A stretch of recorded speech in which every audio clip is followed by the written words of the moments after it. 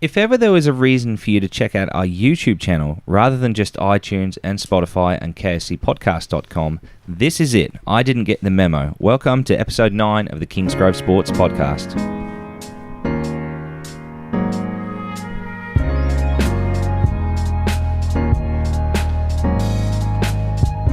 G'day ladies and gentlemen, my name's Charlie. I'm here today with Stuart. Hello Charlie.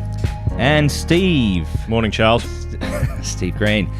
Not to forget, at the top of the show, we also have to introduce producer Nick. Hey guys. That's the tradition. We're slowly getting rid of that tradition of forgetting you. Yeah, the tradition was forgetting me. We're breaking the mold here. Let's break that mold. Well, squeaky wheel gets the oil. So, yeah. Well, that's true.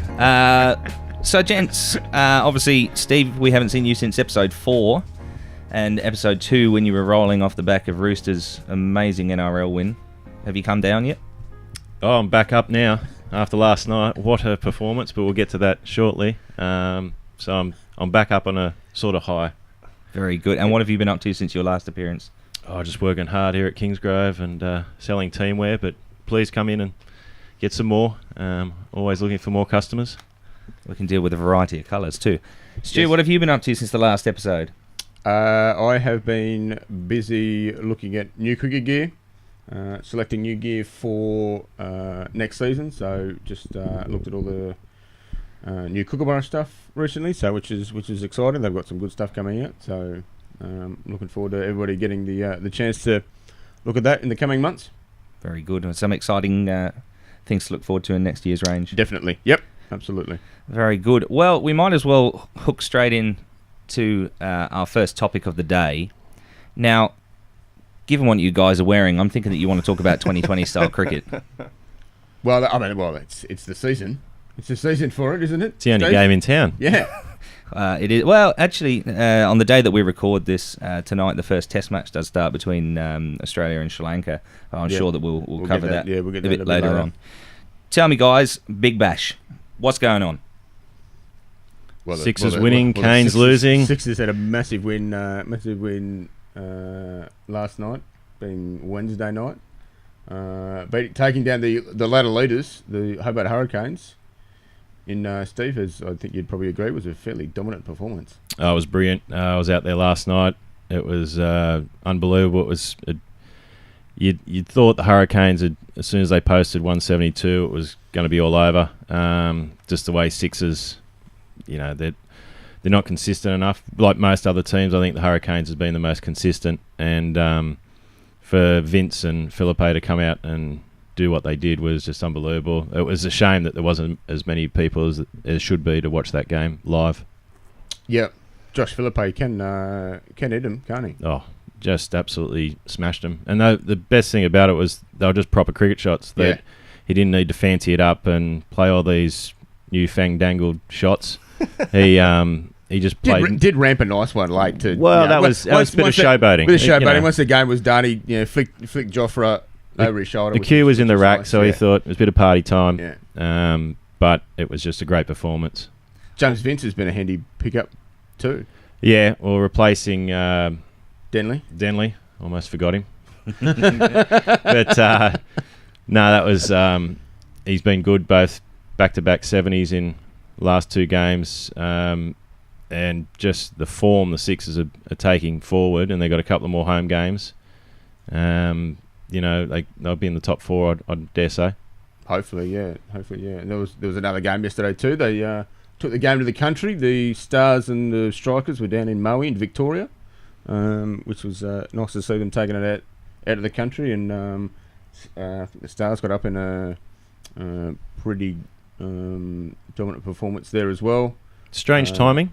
Yeah, a little bit. It was on sort of at 3 o'clock in the afternoon, which on is a Wednesday. On a Wednesday, which is a bit odd. I know it's still school holidays, but it was just I just happened to turn the TV on after coming back down from Newcastle, and hello, what's going on here? It was a bit of odd timing. Obviously, because it was in the country, they couldn't be a night game, but you think that game might could have been on a Saturday or a Sunday afternoon or something. But anyway, Marcus Stoinis again was good in that game, so he's coming in some good form, at least in the 2020 stuff. So, how important do you think it is for the Big Bash to take games out into the country like that and to reach the countryside folk? I think it's good.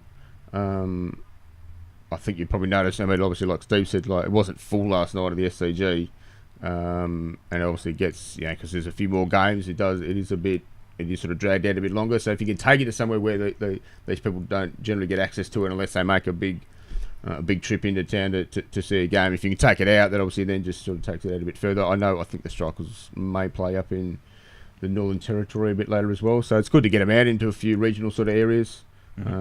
Give those people that don't get access to,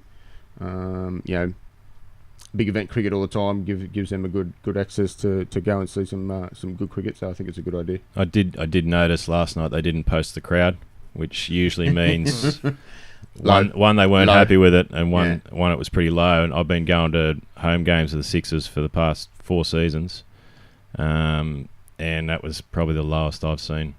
Yeah. Do you think that's as a consequence of how long the Big Bash is going for? I mean, it's people haven't got the money to go to every game. It's just, you can't just keep spending money. It's the end of the holidays. The parents they're probably out of cash. They're looking to get the kids back off to school. Parents have probably gone back to work now, so having it on a Wednesday and having to take the kids in and then get them home. Like again, they end late. Games start at 7:30. They're not finishing until 10:30 sometimes, and you've got to get the kids home. So it's can be a long game, a long day, especially those weekday ones. At the end of the school holidays, if it's at the start, it's okay. Everyone's on holidays, parents are on holidays. It's not much of an issue, but I think as the longer it goes, you might see the crowd start to shrink a little bit. I mean, we've still got 2 more games. Yeah. There's one next Tuesday. Goodness knows. Hopefully, people saw that last night and say, let's get out there. And then we've got the Sydney Smash against those people from out west. Careful. Yes, hello everyone out in Homebush. But yeah, so I mean, they're going to get a good crowd. It's going to be a Saturday night. The Sydney Smash, they're talking sellout. Yeah. But you'd love to see people get out there next Tuesday and support the boys. Well, so that's the thing too. Obviously, the Sixers played away at the start because of the Sydney Test and the One Day International. They've now got a lot of home games back to back, so people might have been looking at the schedule and go, "Oh, yeah, I can go to the Hurricanes, or I'll go to this one or that one." But hang on, no, I'll just go to the Derby. So we'll probably get a good crowd for the Derby. But the other ones in between, you might get a bit of a lower crowd. So, but hopefully the Sixers keep playing good cricket and we can get and hopefully the Thunder do as well, and hopefully we can get 2 Sydney teams into the finals. And I'm not that fussed about that. One's enough. Oh, okay. Well, obviously, I didn't notice. We mentioned earlier on that the Hobart Hurricanes have probably been the most consistent. How do you rate the Sixers' chances?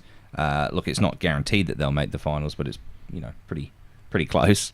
And they're playing good cricket, as you've already said. How do you rate their chances of going on and winning the whole thing? I think it's a lottery. There's the Hurricanes, and then it's a lottery to play them in the final. There's some good, like the other rosters are pretty good, but I think it's just 2020 cricket. It's just on the day. Whoever comes off, it comes off. I mean, you had Lloyd Pope bowl so well the first game he played, for the first wicket he took the other day, and then came out and got belted last night. A bit like Riley Meredith. Yeah. Good young player, but just got towed up last night. Found it strange that they Matthew Wade swung him round to the other end where the wind was going, and the first 2 balls went into the crowd. It's like, well, you're not giving the bloke got pummeled from the other end, and then you're putting him on the other end, knowing the wind's going that way, and he bowls a short one, and he just goes bang. But I don't know. Clive Rose as well. He had an off night, but they ran into 2 really informed batsmen, and just that was the end of it. Yeah, it's a bit. Sometimes it just comes down to the day. Comes down to how well you're playing on the day. Look, if the Hurricanes keep playing the way they are, they should be. They should make the final, and they're probably favourites to win. I think there's a bit of talk they might be getting an international in. Listening to George Bailey yesterday on the microphone. They're sort of talking about some possible international coming in. Who that is and who's available is I don't know who that could be. There's a few other T20 tournaments going on, but if the Sixers can sort of hold that form and keep reducing that, they're going to go deep, I think. So is that sort of in a way adding to the spectacle of 2020 cricket, the fact that it could be a bit of a lottery? The comparison I'd make, for example, would be FA Cup football. So you can have Tranmere Rovers or whoever going up against a Premier League team, and they could still win. Yeah, it's probably not quite that. The disparity is probably not quite that big, but of course, generally most of the rosters are all the teams are all pretty close together, and then sometimes it just comes down to who's slightly better on the day. Sometimes if you win the toss and make the right call. It's funny the other night when the Thunder played the Renegades at Spotless and Watson won the toss and bowled, and then he was told that I think 5 of the last 6 games who's ever won has batted first. So it's like, well, Shane might have made and they ended up losing. I think the Thunder. So he probably got that wrong, and that's the thing. It's just maybe knowing the conditions, getting it right, and making getting the captain to make the right call or winning the toss or whatever. That's 2020 cricket. It can happen. So, but that's part of it. And that makes it a bit more exciting. That maybe, even if it's the top side playing the last team, still anybody can win it. I find it annoying. Fair enough. Just the fact that I want to go to a game knowing that my guys are going to be at a standard. Yeah. Not one day they'll absolutely blitz it like last night, and then 2 games ago where it was like, well, where are the good players gone? What are they doing? That's frustrating. That's frustrating. Again, it's short form cricket. You don't get time to get yourself in. So I get it, but it's just as a supporter. It's like, well, that's frustrating that's a frustrating thing for the fans. It's like if you're talking as like a neutral, and if you're not, overly, sort of fixed on a specific team. That's where the casual observer gets a good experience where they can just watch it and they get a good game of cricket, hopefully. Now, one word that you just used there that which clearly can't describe you chaps is neutral. True. Now, it's like a couple of flamingos in here, man. Yeah. Now, for those of you that are listening on iTunes, Spotify, and KSCpodcast.com and using that hashtag KSC podcast, didn't get that in earlier in the show. My colleagues Steve and Stu are flanking me with bright pink Sixers shirts. Nothing wrong with that. Magenta. Magenta. I just need to pull you up on that. It's Yeah. magenta. Sorry, magenta Sixers shirts. I didn't get the memo, and I'm here in my standard blue shirt, and Nick is wearing. I Nick never clothes. wear any kind of uniform. He's a rebel. Can I ask why you decided to show your colours on a predominantly audio podcast? Because we film it, man. Well, I'm here all day, so I'll be showing them all day. Don't worry about that. Oh, we'll get the camera to follow you around the store, perhaps. Yeah. Now, there's a story behind yours, Stu. Is there a story behind yours? Did you buy it as a fan? Was it given to you? Is it signed? Have you ever washed it? Does it belong to Kingsgrove Sports Centre? No, because it's long sleeve. It's a player edition. No, purely I was lucky enough to be around the SCG, and because I do a bit of work, or did a bit of work for the Sixers. Cut the boxes open, go for your life. So Yeah, right. I did. All right. Headband too? Headband. No, this was from last season's youth cancer round. Okay. So it's a bit of a double today with the headband challenge for the women, and last night was the Sony Foundation youth cancer round, where they raise money for youth cancer. Mm-hmm. And you probably saw last night the players have got special words on the back of their shirts from someone who they've had a chat with, and that's their words for inspiration and whatnot. So it's a really good cause. But yeah, that's the story behind the headband. I thought I'd bring it out just as a double header when we move on to the WBBL. It's but yeah, so that's my reasoning behind the all magenta. Very good and very honourable as well. Now, you touched on that you do some work for the Sixers. Can we dive into that at all? Oh, not really. I was a lackey. handing out free stuff and just lurking around with intent. Lurking with intent. Good at that. Yeah. I'm looking here at Big Bash website, and they've got leaderboards for the most number of sixes and the most number of wickets, I guess, over the tournament so far. Mm-hmm. I think it'd be neat to see what you guys' guesses are. They've got the top 10 sixes and the top 10 wickets taken. Who do you reckon has the most sixes so far in the Big Bash? Well, I suppose the And obvious. this is all guess- men's too. I'm going to go with sixes is probably Darcy Short. Okay, any other guesses? Chris Lynn. I was going to go with Chris Lynn. Chris Lynn comes in number 2 with Darcy Short at number 1. Guess how many he has? You are a nuffy, Stu. How'd you know that? I just guessed.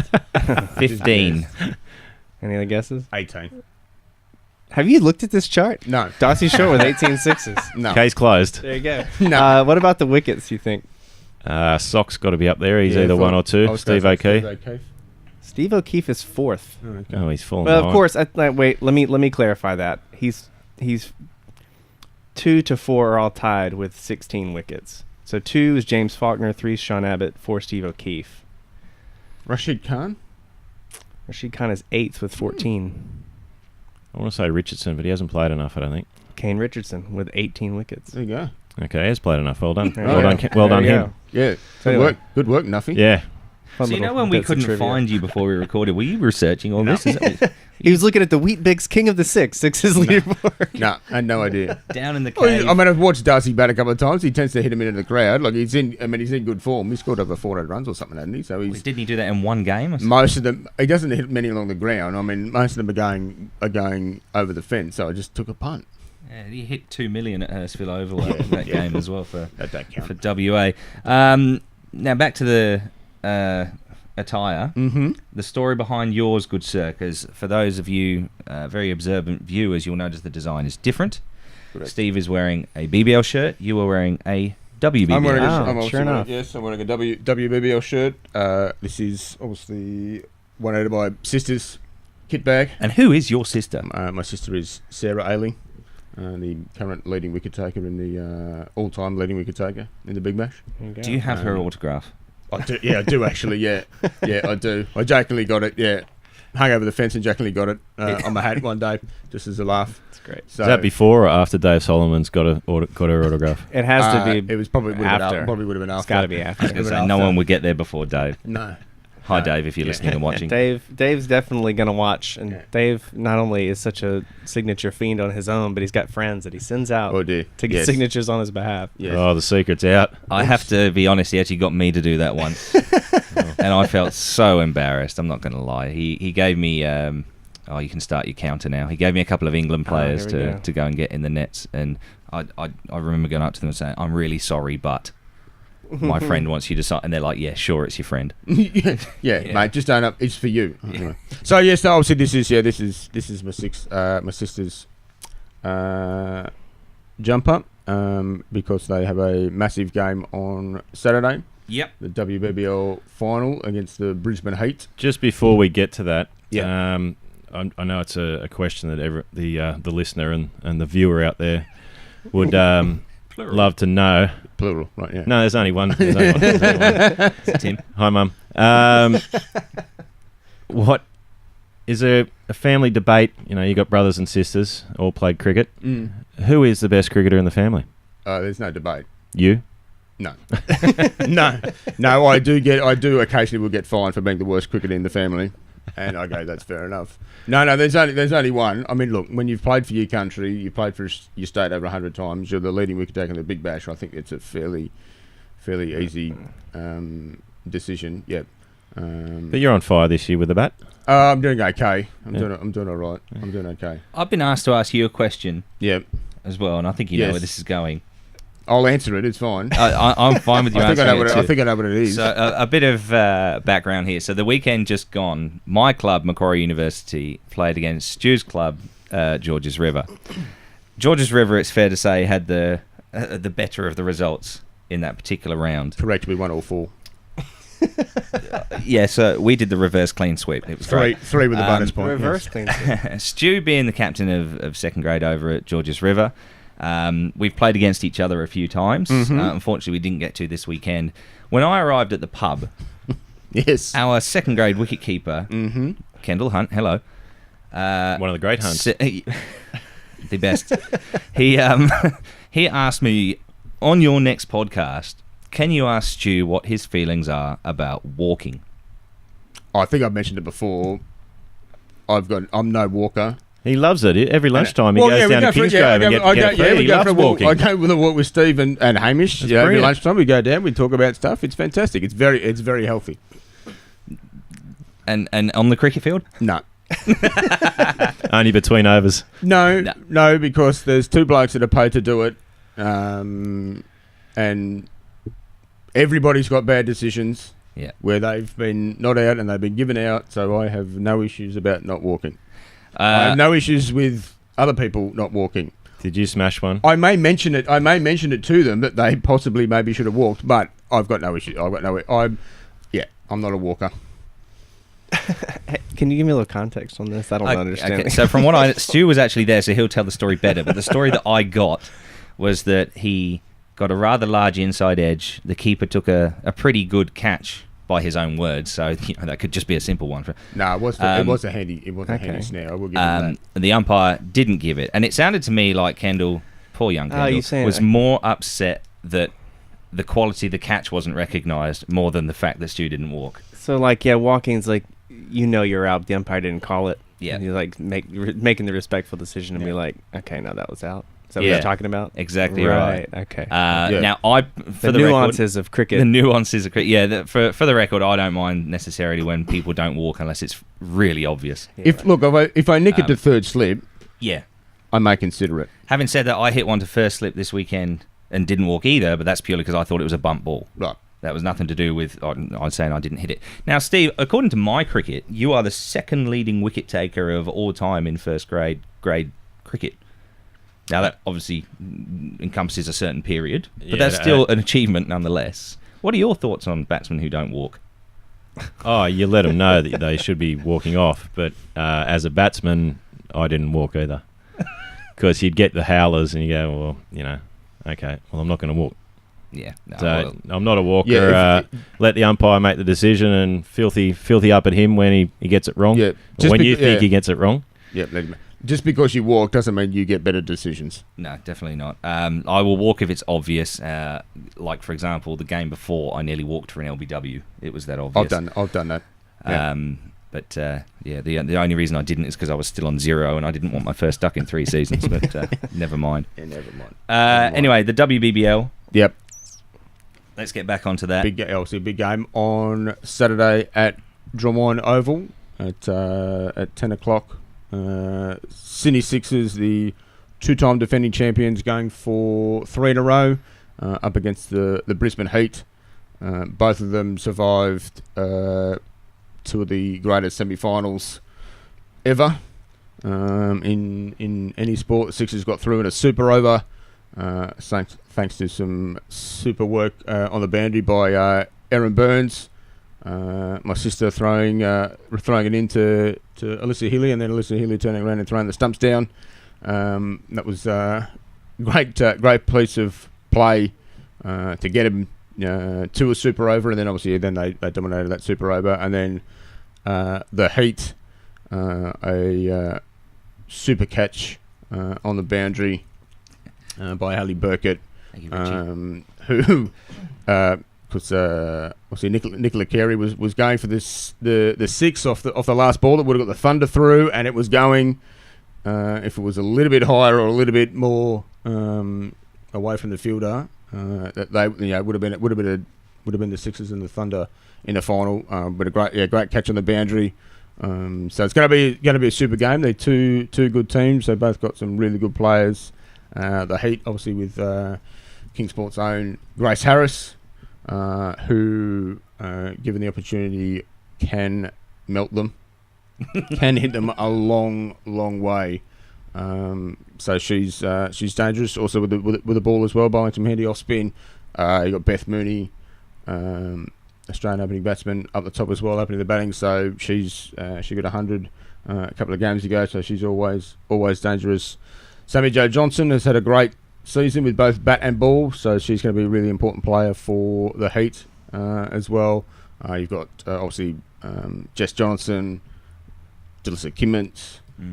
So the Heat have got a really good team, so it's going to be a tough game. Then obviously the Sixers, we know what the Sixers have got.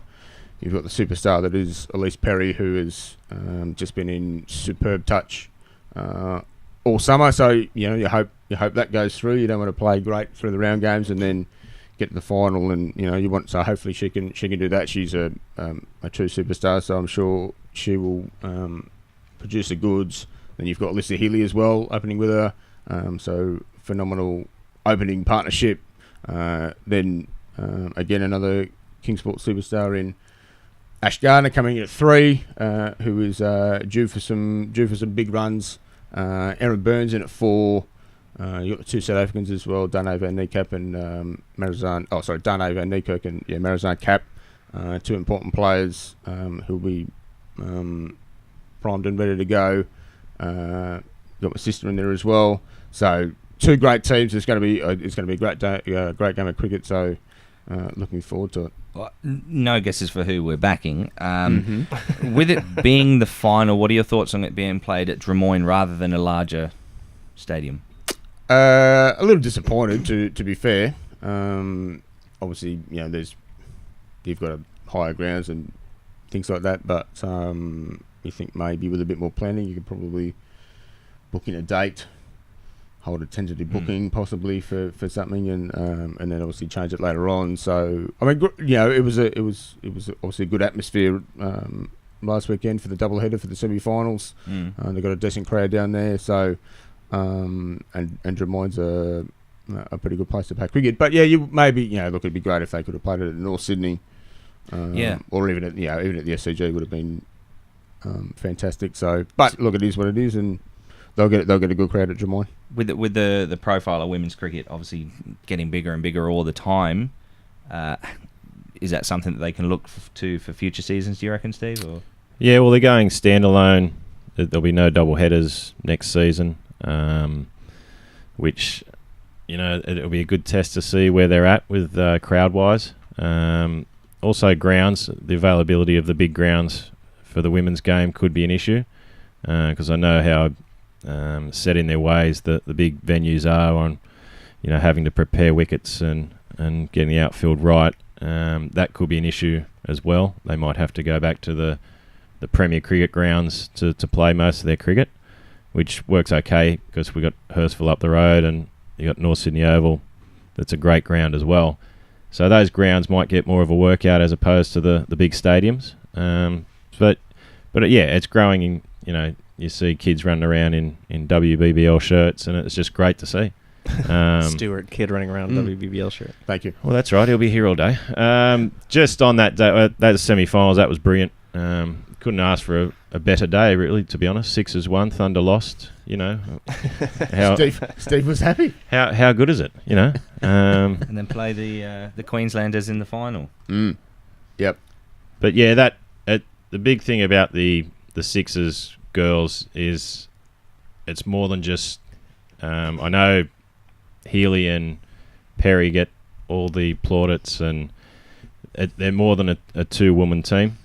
And I think the people in the know in cricket get it, but the public sort of look at Perry and Healy as being the Sixers. The media obviously, they focus on those. They focus on those two because they're the big names. But everybody in that team has a role to play. I mean, they love playing together. It's basically been the same group of players all the way through. Just with a couple of interchanges. They're a really tight group. They really they get on. They love playing with each other, and that's generally why they sort of they can win in those tight games. Because they all back each other up. So whoever it is, they always they play a role. Everybody can do a job, and they generally do it well. Well, you saw it with that last play. Yeah. To get him into the super over, and then Cap bowling that over. That's a tough gig, and she nailed it. Yeah. And then naturally, Perry knocked it over the rope, and that was the end of it. But if you rely on 2 people every game to get you home, you're not going to win. You're not going to win many games of cricket.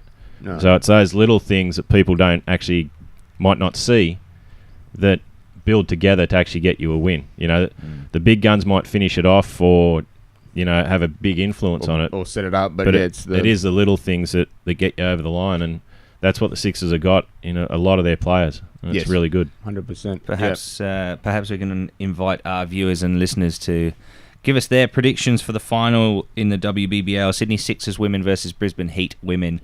That's hashtag KSC podcast. We're on Facebook at Kingsgrove Sports Centre. We're on Instagram at Kingsgrove Sports, and we're on Twitter at Kingsgrove Sport.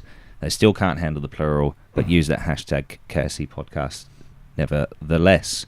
Alrighty, is there anything else that we want to add on the BBL or WBBL before we switch formats? No, I'm good. Sixers won. Go Sixers. Yep. Smash them Sixers. What happened to the Thunder? Smash them Sixers. What happened to the Thunder? Thunder still playing? What's... No.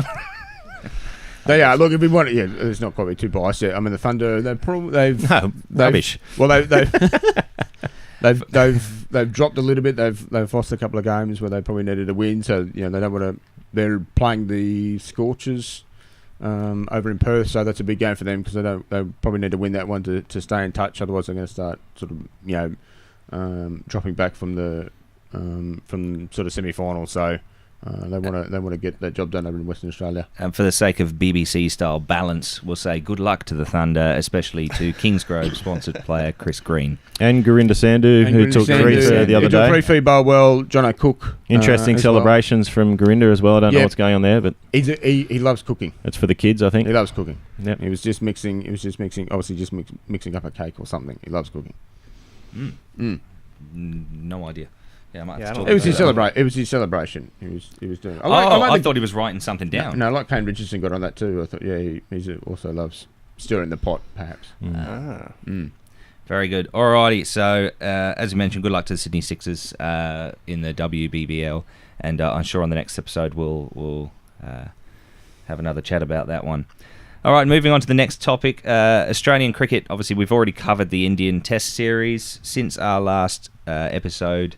They've had the one-day series as well, which India also came out on top of by a score of 2-1. Virat Kohli's obviously very, very happy. Do we want to touch on that series or gloss over it and move on to the tests? Next. We'll be brief. Look, I mean, again, we won the first one, played well there. Just coming down to the other two. They just had more experienced players that got the job done for them. India, obviously, Dhoni played well in those last two games. When you think it's just sort of defending them, ruining the game for India, he just knows what to do, and then he just bang bang bang gets the job done, walks off. Easy game for him. So obviously in the last game, look, a couple of chances, couple of drop catches cost us. Take those chances, and we're probably celebrating a one-day series win for the first time in 2 years. But I'll be honest, the highlight of that series for me wasn't anything to do necessarily with the games. It was that one of our players at Macquarie was so desperate to see Virat Kohli play that he made himself unavailable for the day of the one-dayer in Sydney, and Virat Kohli promptly got 3. Yeah, good. So it was worth missing a game of cricket for to go and see Virat Kohli bat for, 5 balls or something like that. Did he enjoy the 3? I'm sure he did. Indy, hope you enjoyed yourself. Alrighty, the test series starts today. Australia v Sri Lanka. It's a day-night test up at the Gabba to start with, and then Canberra for the second test. I want to just touch on the Indians again in that you may remember a few years ago they did not want DRS used at all. Yep. And then they wanted it used but not for LBWs. And now they're saying we don't want to play day-night cricket. Why can they get away with saying we don't want this, but the rest of you can? Cash. They run the game. Yep. It's just ridiculous. If you go to a country, this is where we're playing. This is what format we're playing. If you don't like it, don't come. But you can't say that because they've got all the cash. They make everybody else money, so you can't. Yeah. CA lose revenue, then of course they're going to go, oh, okay, Mr. India, no worries, we'll do what you want. And it's just, don't get me started. Yeah. From a sporting point of view, though, isn't it the equivalent of saying, well, Sydney FC, you have to shoot at a goal that's normal size, but you only have to defend one that's half size? Why is it one Oh, rule a little bit. for one team and one for another? Steve. Or is that too deep and meaningful for the Kingsgrove Sports podcast? No. Like Steve said, unfortunately, it's just the case of that they generate the revenue, so they can tend to dictate and make the decisions. So every other cricketing country aren't really in the position to object to it because they'll cost themselves money and revenue. So at the moment, it is what it is, and we've just got to live with it. I'm sure at some stage, once India work out that they can probably make more money out of it, then they'll get on board. So I would have thought that's something that would have taken off in India. Personally, you got the IPL obviously where they play after dark a lot of the time. Look, I thought it probably would. It probably would too, and I'm sure it'll get to a stage where that will happen. So, but at the moment it is what it is. So, but we get to play a pink ball test against. And that obviously. The longer they put it off, the further behind they'll be. So, hopefully sooner rather than later they'll get on board. I don't think it's going to affect the players too much. They're good players. They're a class team.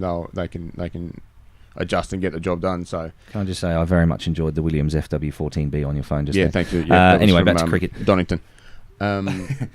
Streaming a cricket game? No. I don't know what's going on. It's Doesn't matter. Nigel Mansell's Doesn't Formula matter. 1 car. All right. Anyway, Cool. the Sri Lanka test today, starting at the Gabba. We've previously said that we think it's going to be 2-0 to Australia. Do you want to have a punt as well, or I'm not much of a gambler, to be honest, Charlie. No, that's a blatant lie. We'll go 2-0. This one holds a bit more significance for me, as one of my former teammates is going to make his test debut, Curtis Patterson. Overnight. Yep. It's going to be great. He got 2 centuries in the CA game against Sri Lanka, so just super proud of him. He's worked hard. He burst onto the scene for New South Wales, scoring 160 odd in front of a vocal 54 people, but they're all from St George. And it's great to see him come through, and in this time where Australia's struggling the selectors are struggling, but players struggling for runs and not getting their name out there, he's just timed it to perfection with this last match. And it's great, finally, the selectors have just gone, okay, this guy's in form, we'll throw him in there. Pink ball, he's got great statistics in Shield cricket against the pink ball. Hopefully he gets out there and just does the same thing today. Yeah, I noticed that obviously he's affiliated with St George. I noticed that George's River have also claimed him as one of their own on Facebook as well, because so many of your lads know him. And it's great from a Kingsgrove point of view as well to have someone who is a local lad get the call up to the Australian team, adding to the long list of affiliations with Kingsgrove Sports in the Test team. I think Hamish had a bit to do with his coaching him early doors. Yep. He might be able to correct us there, but it's just awesome to see him get there, and hopefully he has a belter. Yeah, Definitely. I definitely hope so as well, even as not necessarily an Australian fan, but I hope he goes very well. Is there anyone else other than Patterson that we should particularly look out for in this series from either side, do you think? I think Sri Lanka are a little light, personally. Coming over here, Russell Arnold perhaps is going to be their main play. Russell, Russell. I think Russell will be commentating. It's not still Russell going? Arnold. Oh, wow. Chandimal, Matthews. No, Matthews, sorry. Mendes. I'm thinking of Matthews. No, Russell Arnold. I was just thinking to myself, there's a guy who used to play cricket for our club who isn't a particular fan of Russell Arnold, and that whenever he's in the commentary box, you just go to Facebook and he's going off his head. Marvin so that was in my Marvin? Is Marvin coming back? Half a game, Marvin. Geez, he played well for St George, didn't he? That half game was one of the best half games I've ever seen. What about Ranatunga? How do you think he's going to go? Well, no. No, I was thinking of Angelo Matthews. Sorry. Yeah, so I mean, look, he'll be key as well as the captain Chandimal and Mendes as well. Look, they've got some good players. It's whether or not how good they are and how good they're going to be in Australian conditions, and if they're bowling, it's going to be good. I think we spoke about that before. If you want to play well in Australia, you need a good bowling unit. So it will be interesting.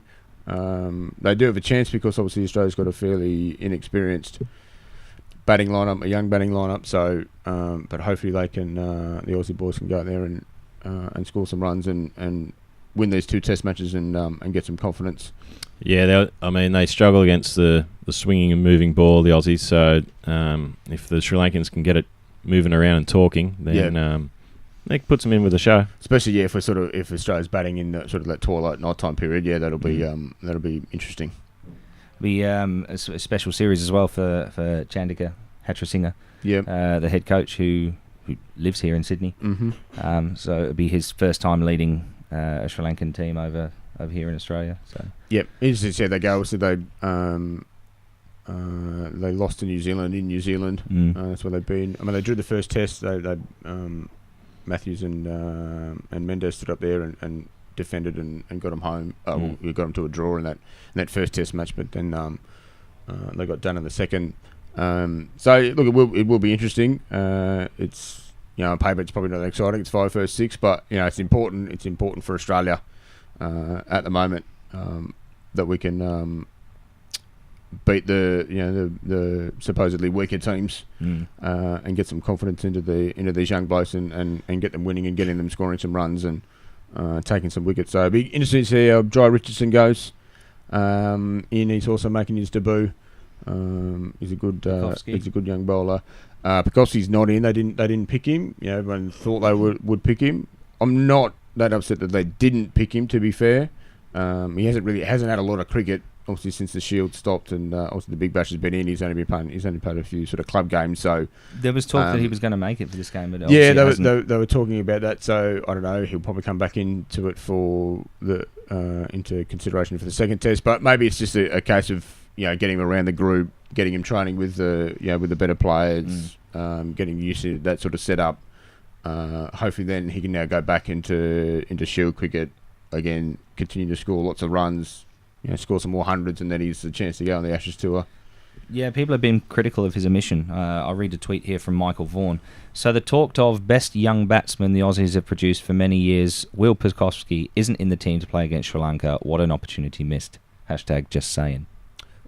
But again, I mean, like Steve said, I think it's better that the selectors, obviously, Curtis was given an opportunity in that CA game. He grabbed it. He was the best batsman in that game. He scored 200s. I don't think he was dismissed.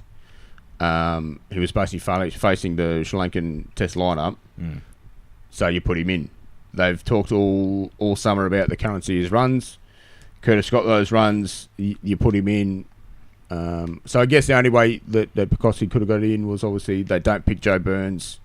Kawhi Job is the batting. I don't know. Trevor said to probably have to bat at 3 or whatever, and then Pekovski comes in at 6. But does that make the batting lineup a little bit too inexperienced? Again, they're talking about runs and picking blokes in form. Look, Joe has been scoring runs in Shield cricket before the Carnival cricket came in. So you probably need to pick him. Again, he's got Joe's got Test experience. I think he's got 3 Test hundreds or something, and he hasn't actually played that many Test innings. So he's actually he's generally performed when he got in there. So. I don't know about you, Steve, but I look at that Australian lineup and I think that the batting is quite shy of experience. I'm looking at that. It seems like Peter Siddle's in there as 12th man just to bring some experience to the group.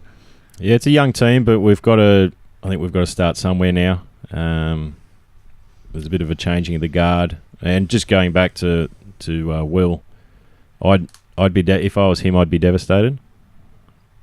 Well, he probably, as far as the information we've received, I'd be devastated because all things led to he's going to be at 12 o'clock this afternoon or an hour before the game, get his baggy green, because all the talk was, he's in, he's going to be playing. So his mindset would be, well, I've got to get ready for this game. I can't wait. To then Curtis getting rushed in, and did they have to name the team that early? I don't think they needed to name the squad that early. Sorry, the squad. Interesting that, probably interesting then, obviously, in that CA game, they picked Renshaw, Burns, and Labuschagne to play, but they didn't pick Pekowski. I don't know if that gave some sort of indication about whether he was playing or not. Because obviously, I mean, those three blokes didn't exactly set the water on fire of that game. Obviously, that's why Renshaw didn't get picked, because he didn't score any runs. Burns, I think, got some runs in the second innings, possibly. Not many. Then Labuschagne did. I think he might have got a half century in that second innings. But, Pekowski, again, having not played a lot of top-quality cricket recently, because there's no Shield games and he doesn't play Big Bash, that probably was a good opportunity to put him in and give him a game there. Because then, mate, like if he did fail, if he didn't get some runs, then there's a reason why maybe not to pick him. Obviously, conversely, like I said before, Curtis took that chance and scored the run, so he gets picked and he gets put in. So, Will could very well be the best young batsman that we have recently, but the word there is young. He's only played 8 first-class games. Nothing wrong with him sort of being around the squad and getting that experience, but then going back to Shield cricket and playing. Perfect example of what happens when you're only playing Big Bash cricket at this time of the year and you've got no Shield games, getting blokes playing long-form cricket. Because if you picked Pekowski, he would have been coming in off some club games, and that makes a big difference, especially to him with his issues that he's had with some mental illnesses. You'd rather than him having some good solid first class cricket under his belt recently and then going into a test match. So I'm sure he'll get an opportunity. I don't think there's any doubt that he will play at some stage. And just on Michael Vaughan's tweet, thanks for the feedback, Michael. Yep. But jog on. Yes. We're not going to start listening to a former English captain about who we should pick and not pick. Thanks, mate. Yeah. I'll play devil's advocate there, Matt. There's plenty of Australian captains that have a view on who England should pick. So, 6 or 1 half. I'm sure you don't. I'm sure you don't listen to them either. It depends if they got a point or not. I think Michael Vaughan might have a point there in that there's definite talent there in. I'm sure there's Pekowski that it probably should have been a good opportunity to play him. I'm sure there's definite talent, but again, he's not going to fade overnight. No. If he's good enough, well, as soon as he goes back and plays for Victoria in the first Shield game, rattle off 100, and show the selectors that yes, maybe you should pick us. Fair enough. Alrighty. Is there anything else that we want to add to that particular one before we go into our final bit of the show? No, go KP.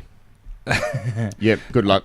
Look, I'll just add a quick update as well. There is a test series going on in the West Indies, just so that Nick can get his counter going as well. West Indies versus England, 264 for 8. There we go. He can't help himself, man. I don't want to help myself. That's the problem. Dear. Yeah, 8 wickets down at the close, Stu. As we went to record, there were only 6 down. Or 6. Yeah. Alrighty, so ladies and gentlemen, if you'd like... I'm sorry, I'll take the opportunity to mention something about my country. You guys follow the Super Bowl? NFL at all? Yes. Yeah. It reminded me when you were talking about BBL games ending in super overs, right? And then things like missed calls on walking, whether or not your wicket was actually taken. Yes. That both of the championship games going into the Super Bowl ended in overtime. And the Saints lost to the Rams in big part because of a huge blown pass interference call. I don't know if you guys have seen that, but one of the most egregious lacks of a penalty. Why did they not challenge it? I don't know. I don't know the rules on all that. Is this the one that was touching in flight? 6 more tackles, or? I don't know. That one. That one, yeah. But at any rate, both conference games went to overtime to put the Rams and the Patriots in the Super Bowl. Can we put a clip of that up? I heard this morning. Of the pass interference call? Yeah, I'll see if I can find a video. I heard this morning that Saints season ticket holders are suing the NFL. Yeah, that's right. Fans and ticket holders have they want a replay or the result to be overturned. I don't think it's going to happen, but good luck to you. I mean, in all the football I've ever watched, I don't know that I've seen a bigger obvious penalty not called in such a crucial moment, like fourth quarter, like a few seconds left or a few minutes left in the end of the game. Saints would have had it if not for that. Just on NFL, there was a game a few weeks ago, I think it was against New England, where they decided to throw a bit of rugby league into the game, and the American broadcasters absolutely lost their minds. It's like, we've been doing it over here for 110 years, champs. Get over here. Just a lot of. Have a look at this. A lot of laterals back there. A few backward passes. They score in the corner, and it's the greatest thing ever. It's like, well, come down and watch some NRL. Get involved. Do it all the time. It's just happen. It's a weekly basis, guys. Look, to be honest, our commentators go a bit nuts when we throw it forward. Well, yeah. Hey, that's true. Yeah. But I just found that fascinating that they absolutely went mental. Like, this is the greatest thing ever. Yep. Like, what? Well, let's just start playing then. Just start throwing it backwards. That's round 1 in March. Any predictions for the upcoming NRL season? Roosters to win the World Club Challenge. That's a non-biased Charlie, view. don't get him started. What Started making World Club champions, premiers, minor premiers, and Auckland Nines. Can we edit this bit out? Auckland Nines, because they hadn't played it for 2 years. Start playing the music. Play the music. What else can we win? No, start playing the music. Let's go. Nick, you have control Talk of about the microphones. Roosters. No, we're done. I didn't expect us to talk about the Roosters today. Oh dear. You caught me off guard.